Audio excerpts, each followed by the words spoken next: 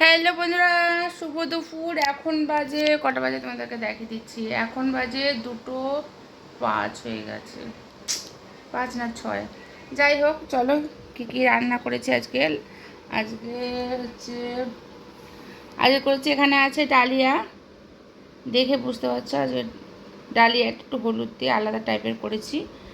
আর এখানে আছে শসা, এখানে আছে লাউ দিয়ে ডাল, আর এখানে আছে 1 পিস মাছ।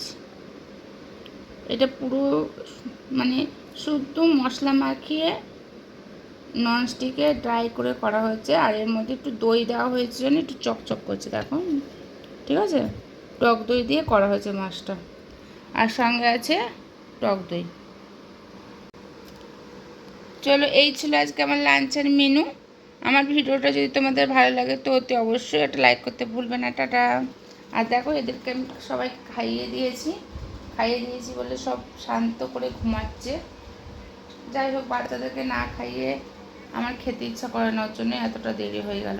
ঠিক আছে, তো চলো বন্ধুরা, লাঞ্চ সেরে নেওয়া যাক। টাটা।